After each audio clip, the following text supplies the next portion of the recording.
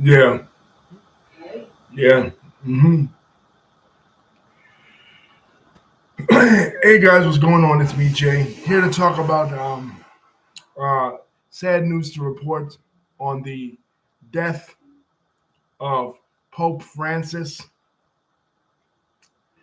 A couple of days ago, Pope Francis passed away. And hey, Lisa, what's going on? We're here to talk a little bit about his life and what made him very unique, what made him different than any other pope, the importance that he had to the Roman Catholic Church, and what is the history behind the office of the Pope. And I'm going to do the best I can because I'm not a Catholic, just going on, you know, uh, basically what I know. So if anybody is a Catholic, a Roman Catholic, in the comment section, the video, and they want to correct me on anything that I get wrong in regards to the process or anything like that, they can. The history of the office, or even the life of uh, Pope Francis. um, Pope Francis's story begins in Argentina, Buenos Aires, Argentina. He was born to immigrant parents. His parents were from the Piedmont section of Italy. They immigrated to Argentina. Argentina, for those who don't know, has a large population of Italian people. The main language is Spanish in Argentina, obviously a Latin American country. But when you hear an Argentine speak, even though they're speaking Spanish, the accent that they have is sounds like it's Spanish words, but it's an Italian accent. You know what I mean? And uh, that's due to the large influx of Italian immigrants. Even the way they say what in Spanish, we say que as what. They say she with a hard ch sound. That's where Che Guevara gets his nickname. Anyway, Pope Francis family was among those immigrants, and he grew up a very devout Catholic, obviously. And one day when he was going home from confession, he got involved with a priest. And initially, he wanted to study medicine, but decided to devote himself to religion. And he rose up through the ranks. He became very popular in the slums of Buenos Aires, and he became basically the people's bishop. And over time, eventually he rose in the ranks. Now, because one of the ways he became very popular was that he rode the bus every single day. He never used a car. He never had a car, owned a vehicle. He rode the bus because he wanted uh, to get in touch with the common people of Buenos Aires. Hey, David, what's going on?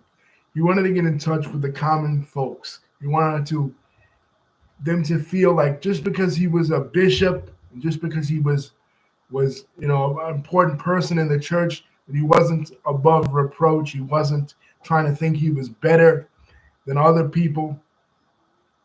He was a man of the people, definitely. And he, like I said, he rose through the ranks. Now, in 2013, in March of 2013, he became the Pope. And he basically, in the modern era, he basically saved the Catholic Church because there was scandals all around the world, starting in the United States, starting in the Church of the United States, but it spread to all around the world, scandals of child molestation.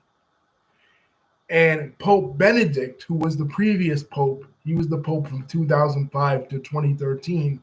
He was being accused by many Catholics and by many people around the world as being as covering up for these bishops and these people in high positions that were accused of this. right? This was a huge scandal that threatened to basically bring down one of the oldest institutions in the world, the Catholic Church. And who was getting the blame for it was Pope Benedict. And this, Benedict the 16th, this caused Pope Benedict to resign from office. There's a movie about this incident. Anthony Hopkins plays Pope Francis in the movie. And basically, it was Pope Francis who convinces Pope Benedict to step down for the sake of saving the church. And it was Francis who assumed the mantle. Could you imagine if he hadn't done this? What what would have became of his religion, of his faith? Because Christianity is the faith, but Catholicism, the Roman Catholic Church, is the institution. And it probably would have brought the church down.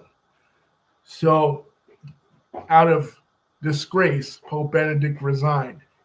And Pope Francis, it was up to him to restore the the integrity of the Catholic Church, restore the image of the Catholic Church around the world.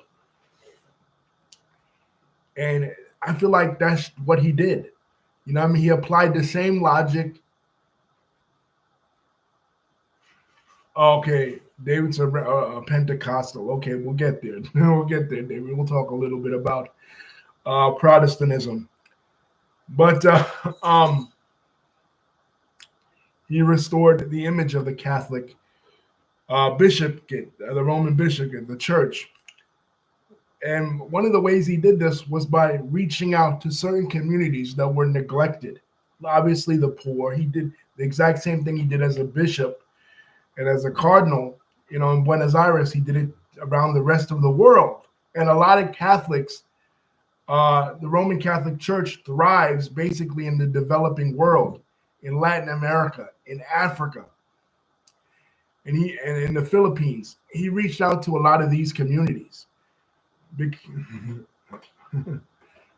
One of the things that made him different, and he was able to reach out to these communities, was because he was from Oreo. He was from this part of the world. He was the first pope ever to be born in the Americas, in Latin America, in this hemisphere. So he had sympathies to people in the third world, people in Latin America, the first Latino ever to be elected as pope. He also reached out to the LGBTQ community. Obviously, the church condemns homosexuality. That's well known. But he tried to make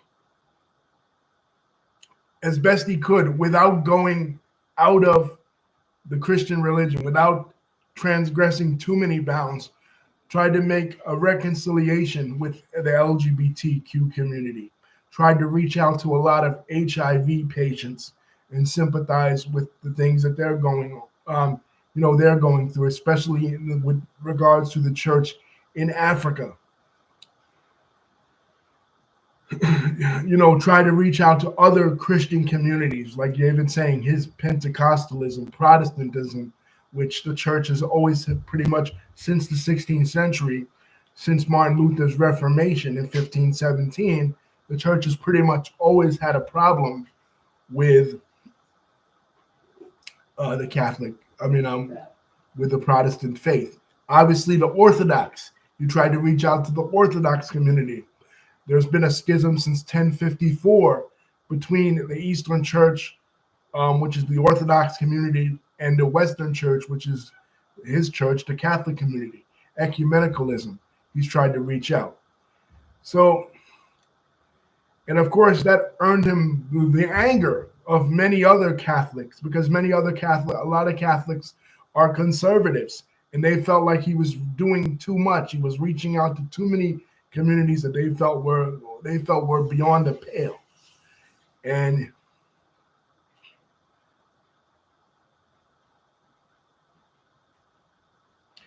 yes, Lisa saying he blessed LGBT people as singles, but not as couples. Yes, the church cannot. Again, that's what my point. I said it without saying it. The church cannot, no Christian denomination or no Abrahamic religion. Let's just go even further than Christian denominations. Yeah, they were. No Christian denomination and no Abrahamic religion can bless gay couples in marriage. That goes beyond that transgresses too many bounds. Um, because God, according to their beliefs, God does not sanction such things. You know what I mean? According to the Bible, marriage is between a man and a woman. You know what I mean? Not between two men and two women. The church cannot go that far. So he did the best he could within uh, the confines of orthodoxy. But people were mad he did that. Yes, because he got the reputation of being the woke pope, because he was further to the left politically than any other pope had been. Pope Benedict the 16th, his predecessor, was very conservative. Pope John Paul II was very conservative. Pope John Paul II was probably the most conservative pope in at least in my lifetime. You know, and his conservatism almost got him shot in 1981. Right, he was the pope I went to see in 1995 when he came to New York. Right, but he was very conservative. So was Pope Benedict. So Pope Francis switched gears with that and was very liberal on certain things, especially, you know, the environment, especially how governments should treat the poor with more respect and more humanely, and coming out against governments like his own government in Argentina, his own home country, and the United States government for cutting funding to the poor. He was a very strong advocate for the poor. Some would say borderline socialist, Marxist, or not communist per se, but very socialist and Marxist.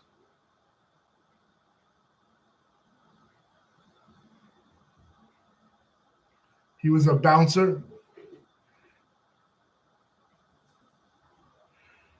He was a bouncer, so that's why he was like that as Pope. Maybe, I mean, yeah. May, may,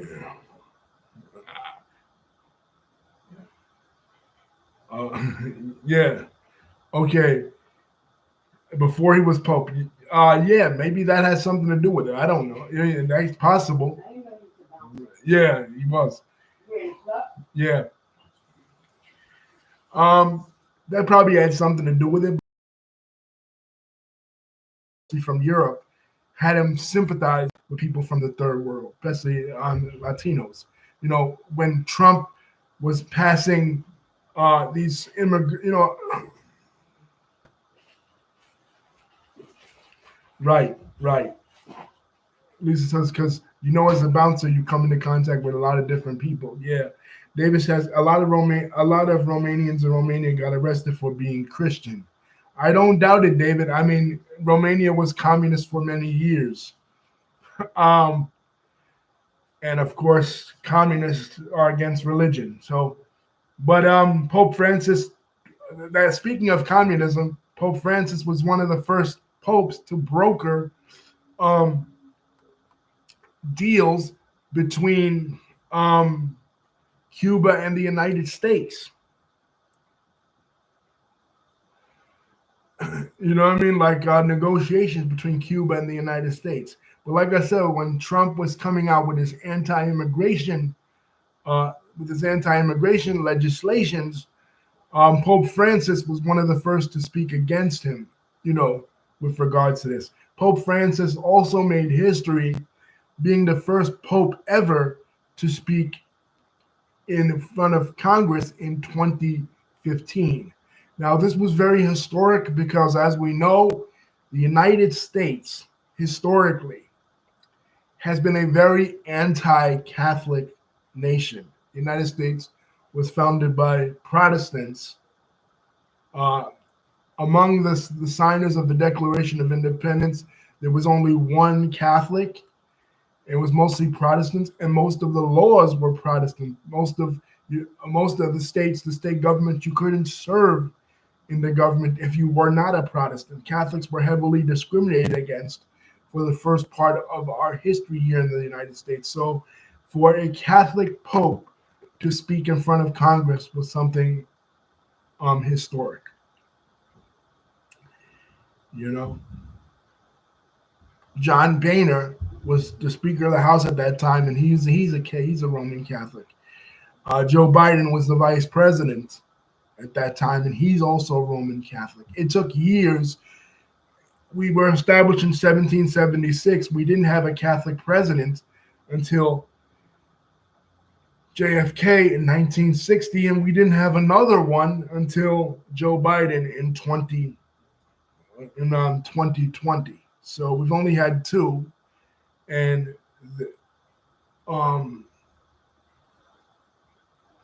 like I said, the United States was very anti-Catholic. I mean, there was freedom of religion for everybody, at the same time. But,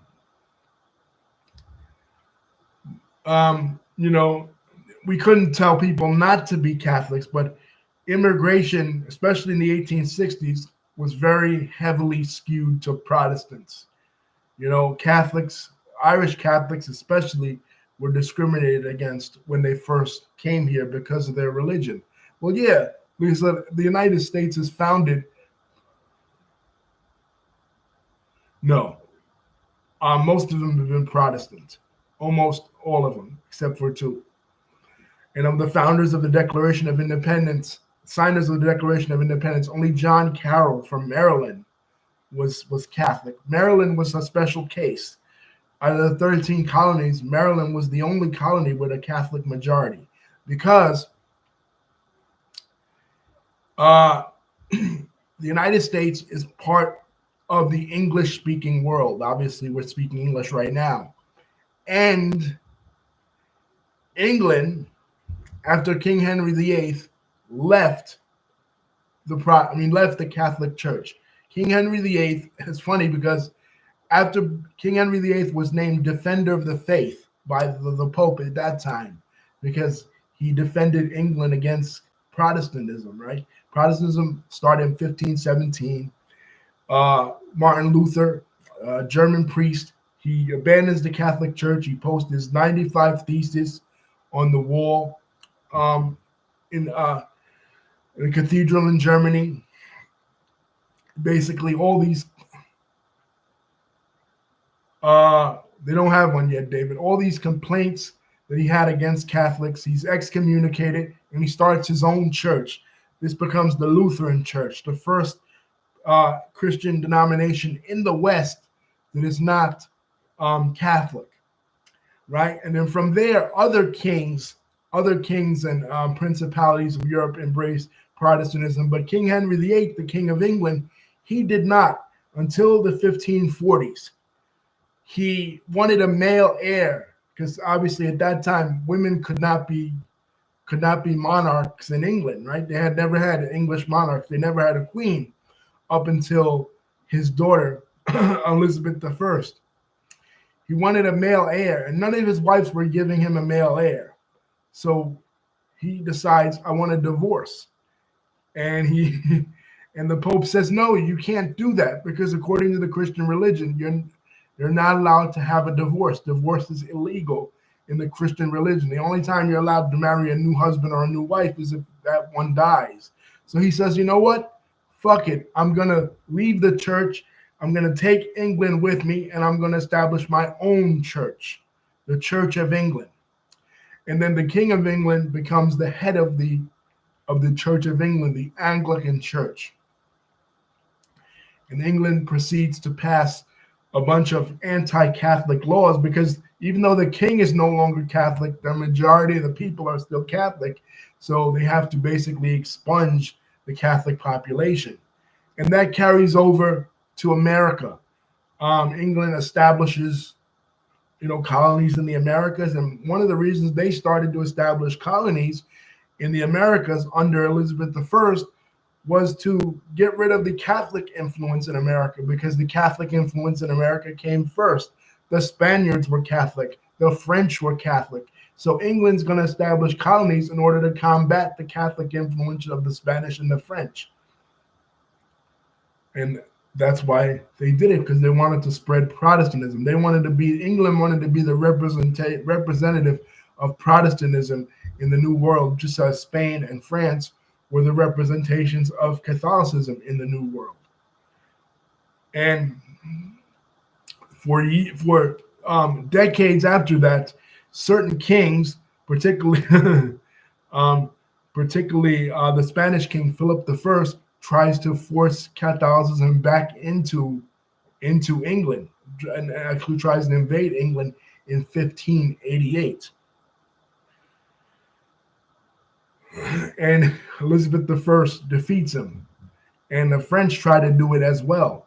The French later on try to invade England, and with the help of the Irish, because of all the people in that particular part of Western Europe, the Irish don't embrace Catholicism. They remain Catholic. They remain faithful to Catholicism even to this day. So America carries over that prejudice, that anti-Catholic prejudice. So by the time the Irish start to make it to the shores of the Americas in the 1860s, there's anti-Catholic bias written in, because we carry over English heritage,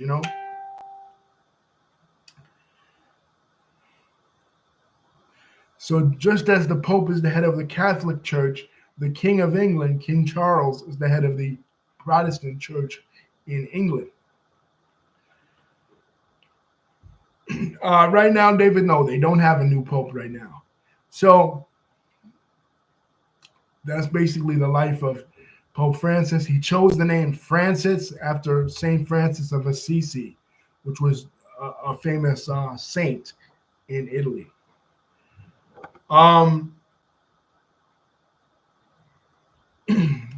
Let's talk a little bit about the history of the office of the Pope. Well, it comes from the Bible. The office of the Pope is written into the Bible. Now, who it is sketchy, because Matthew 16, verse 18, Jesus goes on to say, "You Peter, you Peter are the rock upon which I build my church." In other words, basically telling Peter, which is Simon Peter, he gets the name Peter because in Greek the word Petra means rock. So Simon Peter, his name is Simon, but he later becomes Peter, right? He says, you will be the rock which I build my church upon. In other words, when I'm no longer on the earth, you will be my representative. And that's basically what Catholics believe the Pope to be, the vicar of Christ, the representative of Christ on earth. While Christ is in heaven, the Pope is ruling on earth. And Catholics believe that St. Peter was the first church, was the first Pope ever. In 42 AD, Peter goes to Rome. And just like, because after the Feast of Pentecost, the Holy Spirit descends upon the apostles, and they are able to speak in tongues. They're able to speak languages that were previously unintelligible to them, right? And they're able to go to the rest of the nations, and spread the gospel of Christ. And every single apostle goes to a different nation. Mark goes to Egypt. Thomas goes to India, right? But Peter goes to Rome. And obviously he is persecuted in Rome. He is crucified in Rome. He asks to be crucified upside down because he doesn't believe that he is worthy of being crucified in the same way that Jesus was. So he is crucified upside down. But he plants that seed in Rome. And eventually, in the 4th century, that seed grows to a mighty tree, and Constantine is persuaded after the Battle of Milvian Bridge. He has a vision of Christ, and he's persuaded to himself become a Christian. First, to legalize Christianity throughout the Roman Empire, because as Christianity begins to grow, it becomes a threat to Roman hegemony, to Roman power. Rome respected, the Roman Empire respected other religions that had a history, like Judaism. They didn't really bother the Jews all that much, but they had a problem with the Christians because, unlike the Jews, the Christians were spreading their religion to Roman people. The Jews mostly kept their religion to themselves. They didn't really want to convert a lot of people, and a lot of people didn't really want to convert to them because they have 613 laws. The religion is very complicated, right? So Rome didn't feel that they were much of a threat, but Christianity was a threat. And there were a lot of persecutions against Christians for years upon years, to the point where the church had to go underground, had to establish itself underground and be hidden, because if they were caught under under emperors like Diocletian and emperors like Nero, they would be killed. Especially Nero burns down Rome, and while Rome is burning, he's playing the fiddle, and he blames it on the Christians. He says, "I didn't do it; the Christian community did it." And that is causing all the other Romans that are pagan to go after the Christians. But during this time, the Christian church still has a pope. They still have a leader in the succession of St. Peter. But when Constantine converts, Christianity becomes the official religion of the Roman Empire. And now they need to organize more, So they have bishops in each and every city of the main cities of Christianity. You have a bishop in Jerusalem, a bishop in Antioch, a bishop in Alexandria, a bishop and a bishop in Rome. Alexandria is in Egypt. Antioch is in it was in Syria back then. Now it's in Turkey. And Jerusalem, of course, we know, and Rome, of course, we know. But the Bishop of Rome is the Pope, the office of the Pope. Later, the name Pope in Latin, which comes from Papa, becomes popular. But basically, all these other bishops are popes too. The Pope of the Coptic Church, the Pope of the Church of the East, which is the Chaldean Church, right in Syria. The Pope of the Jerusalem Church, which is the first church ever, because obviously Jesus lived in Jerusalem, died in Jerusalem, right? But what ends up happening is that, and of course the Patriarch in Constantinople, who is the Roman Empire, because the political seat of Rome is then moved in the 320s to Constantinople, because that's the center of commerce in Turkey. So Constantine establishes a city for himself, names it after himself, and he becomes the first Christian emperor. So the Pope in the beginning was just one of many bishops, throughout the Roman world, throughout the Roman Christian world. But as the Western Church begins to experience invasions from the Germanic tribes that are on the edges of the Roman Empire, the Pope then takes on a political role, because he becomes the mediator. He becomes the mediator between these Germanic tribes, many of whom belong to a Christian heresy called Arianism by a Christian philosopher named Arius, right? Which the Council of Nicaea in the 320s is set up to rebuke.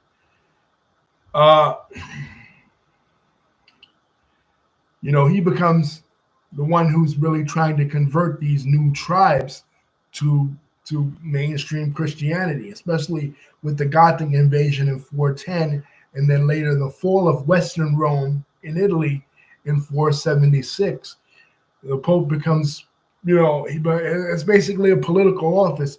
And all the newer monarchs that descend from these German kings, including Clovis the first Frankish king to convert to Christianity, they become subjects basically to Roman authority, to Roman papal authority. So the Pope he becomes basically the most powerful bishop in the Christian world, because as we know, in the East, Islam rises up in the 7th century. And these other popes become subject to the Muslims. Egypt becomes Muslim. Syria becomes Muslim. A large portion of Anatolia becomes Muslim, and Palestine, which Jerusalem is located in, becomes Muslim as well. So they don't have political power, these other popes. But this pope, the Pope in Rome, does have political power because he's managing to persuade and to convert many of the pagans that are coming in, the Germanic pagans and the Arians and the heretics, to Christianity. So he's becoming more powerful. So by 800, by the year 800 of the Christian calendar, they decide, the Pope Leo at that time, I think it was Leo the 10th.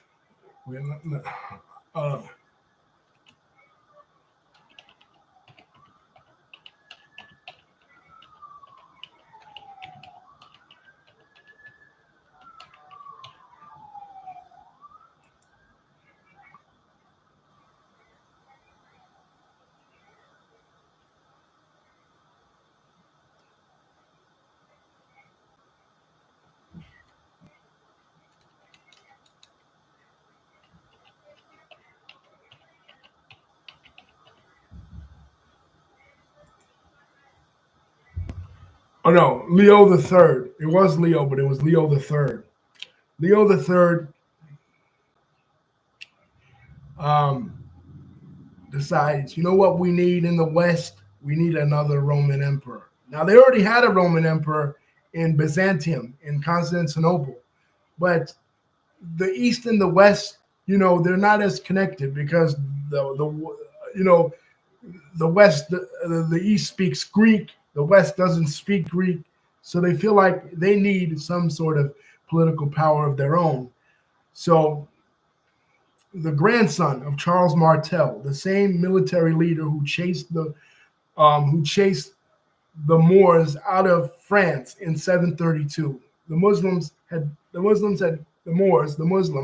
had gotten so far west that they were on the borders with France, and they were threatening French hegemony, French rule. They were threatening Christian rule. But Charles Martel, this general, he defeats them in the Battle of Poitiers, and that unifies the Christians of the West. So his grandson, Pope Leo III, decides to make his grandson the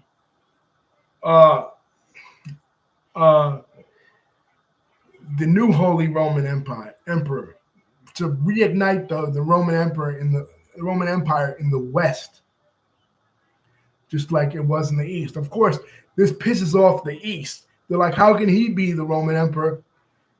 And we're still the Roman Emperor. Like the Byzantine, we call it the Byzantine Empire today in history class, but they never called it that. They called it the Roman Emperor, the Roman Empire, and they called the leader the Roman Emperor. They never called it the Byzantine Empire. We call it that. So they're like, there can't be two emperors in Rome. There can only be one. So by the time we get to 1054, the patriarch in Constantinople and the Pope in Rome are arguing with each other. He's saying, oh, I'm the most powerful. The other one's saying, no, I'm the most powerful. So the Pope in Rome says, I'm more powerful because of this verse in the Bible, Matthew 16:18, saying, Jesus saying, following the Jewish tradition, because in Judaism, they had what's called a high priest of the temple. So Jesus is saying he appointed Peter as the high priest. He appointed Peter as the successor, right? So the Pope is saying, I'm the real leader of the church, not you. You might be the political leader, but I'm the spiritual leader. I'm the real leader. So he excommunicates the Eastern church. And the Eastern patriarch says, no, I'm the real leader. And he excommunicates the Western Pope. And the church splits up in what they call the Great Schism. That's why you have Orthodox, Christian Orthodox in the East and Roman Catholics in the West. Uh, David is familiar with this probably because Romania is mostly an Orthodox nation in Eastern Europe. Russia is an Orthodox nation. Serbia is an Orthodox nation. Greece is an Orthodox nation. But the rest of the western part of the world, Italy, Spain, England for a while before Protestantism, Germany, all Catholic nations. And one of the biggest differences between them is Catholics conducted their Mass in Latin, while the Orthodox Christians conducted their Mass either in Old Slavonic, sometimes Greek, especially in the Greek-speaking world and the Middle East, or in their local languages that were Eastern European languages. And like I said, the second biggest split occurs in 1517 with the Protestants. Now, there was another split. There was what's called the Western Schism, and the Western Schism lasts from 1378 to 1417, and there was at that time the seat of power was moved from Rome to Avignon, which is in France, and there was a problem with succession, and this went on for years and years between Pope Urban VI and Clement VIII.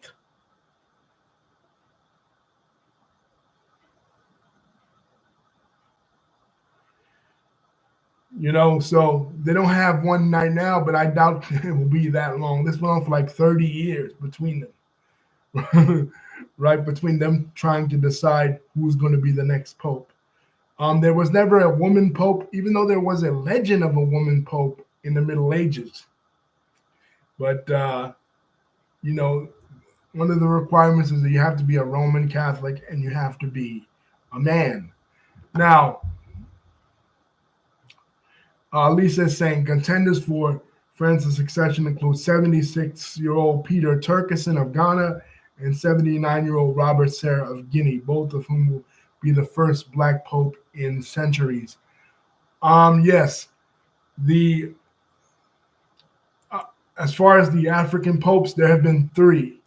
Now, keep in mind,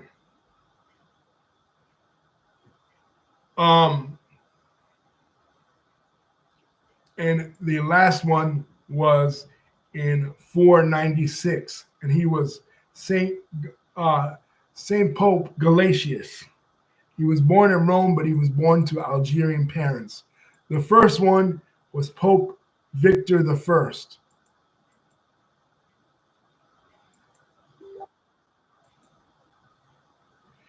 But these were centuries ago. So, yes, they were African popes. We're getting to that, Lisa.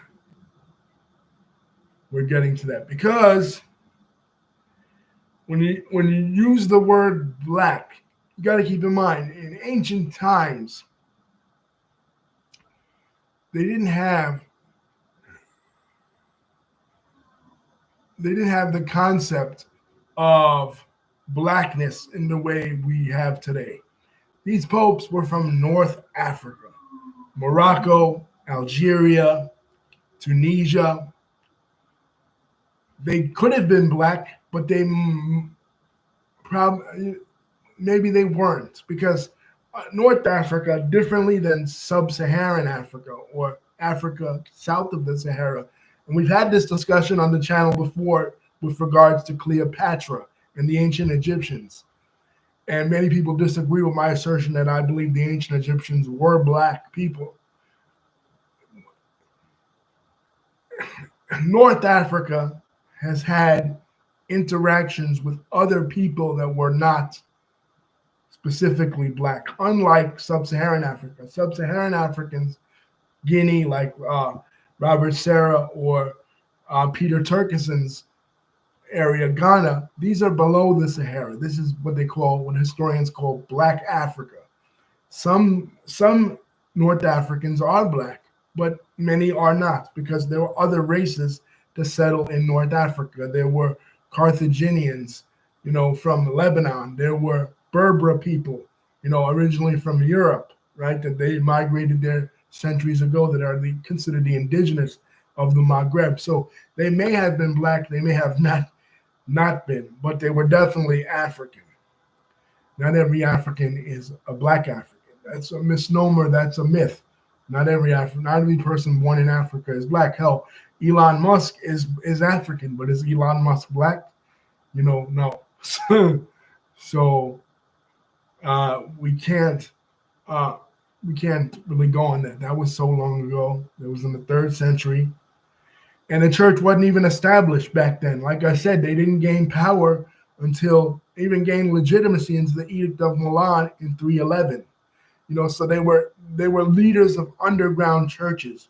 So it counts, but it doesn't count. So if this were to happen, if these two men were to be elected, this would be the first time when the church is as powerful as it is to elect an African pope. And definitely black because they're from definitely black regions of Africa. An Asian man is up for consideration because again, Pope Francis was the first non-European pope in hundreds of years. The last one was Gregory III from Syria. The first non-European pope. He was of European descent, but he wasn't born in Europe. So they're reaching out and they're becoming more global. There's an Asian man that's up for it. The Latin Patriarch of Jerusalem is Pizza Bola. Now, I know that's a funny name, Pizza Bola. Yes, Filipino. Let me look up his name.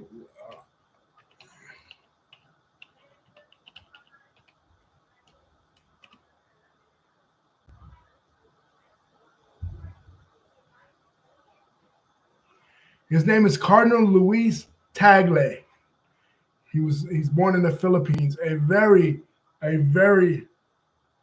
yeah, Pizza Bola. Of course, they won't be using these names. These names that they have now, they won't be using them. They get to choose their own name. But you know, that's a little bit of history of the Pope.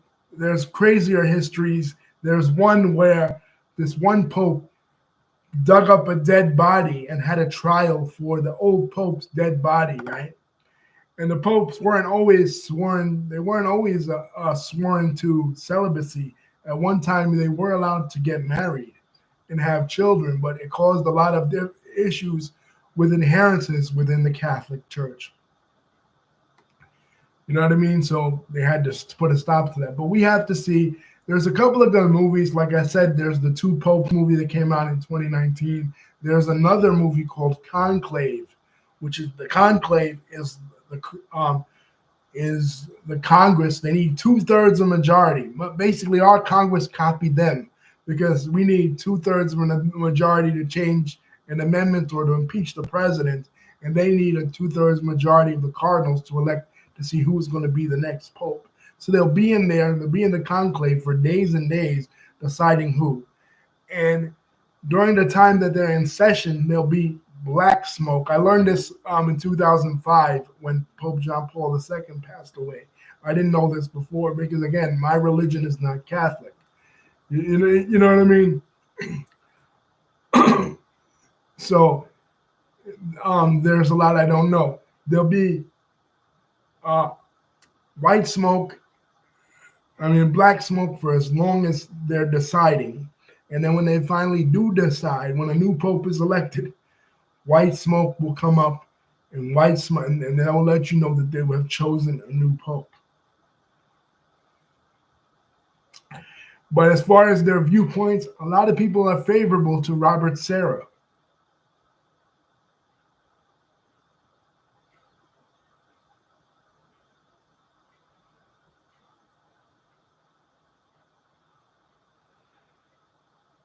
Yeah, it is.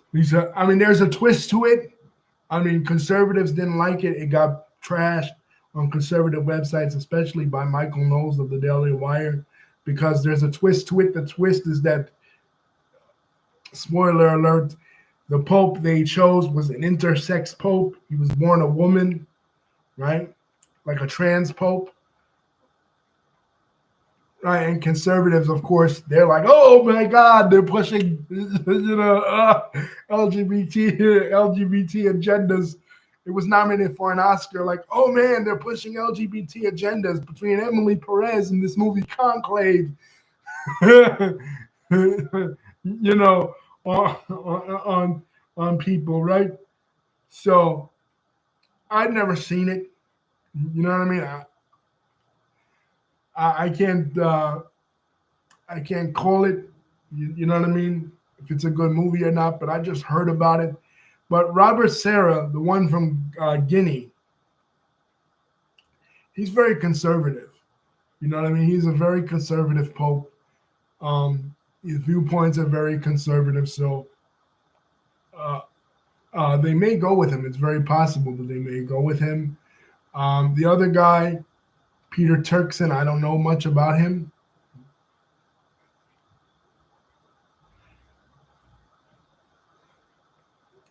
But we just have to wait and see who they choose.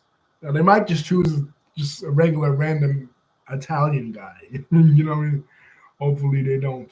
But anyway, the Pope is actually a head of state. He's the head of state of the smallest country in the entire world, Vatican City.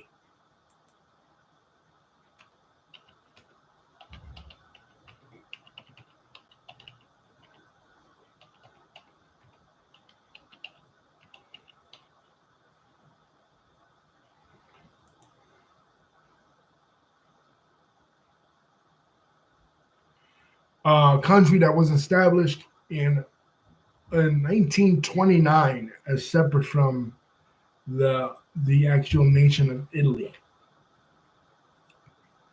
So he's actually on the same level as King Charles, as Trump, as all these other heads of state in a way. And Vatican City they don't have voting status in the United Nations, but much like Palestine, they have observer status. They can observe, but they cannot vote. As the other nations in the United Nations can. But they are considered a nation. They have their own currency, they have their own government, of course, a theocracy run by the Catholic Church, run by the Pope. So we often say, from older literature, the Pope in Rome, the Pope in Rome. And yes, it's true that St. Peter's Basilica is in Rome, St. John, and a lot of the business is conducted in Rome, but he's not centered in Rome. He's centered in Vatican City, a separate country of its own. Anyway, guys, thank you, David, for contributing. Thank you, Lisa, also for contributing. Romania, David's nation, was actually the name the Crusaders gave.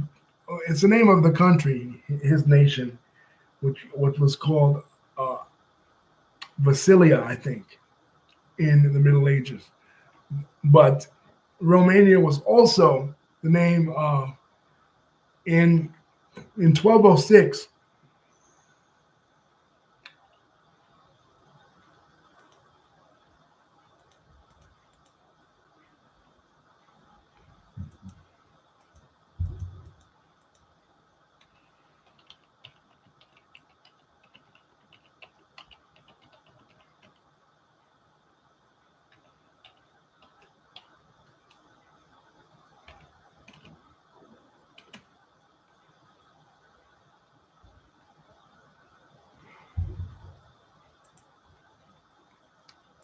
I mean, in 1204, Rome Rome was it was the Fourth Crusade, and the Eastern Roman Empire capital, Constantinople, was sacked by the Westerners. They were supposed to be there to help the Eastern Romans against the Muslims, They ended up turning against their fellow Christians, and they renamed Constantinople while they were ruling there for the few years they were ruling there as Romania. So, anyway, thank you guys for contributing. Lisa, you sent me a message. Let me look at the message.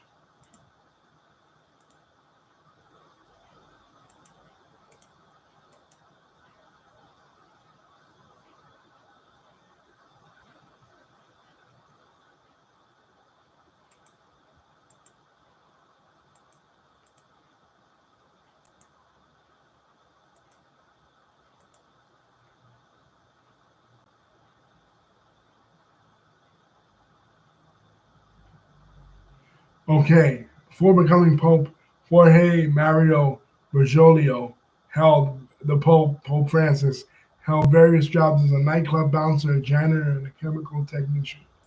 Wow, wow. So really a man of the people. Yeah, so that's it, guys. We'll see who's gonna be the next Pope. Funny, J.D. Vance was the last person to ever meet with Pope Francis. Um, so what does that tell you? J.D. Vance killed the Pope, right?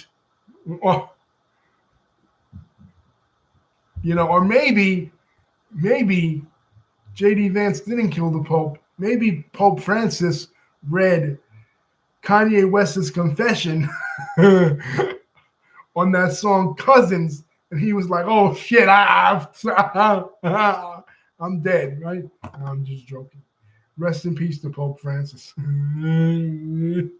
Yeah, I don't want to live in a world like this anymore, where this shit exists.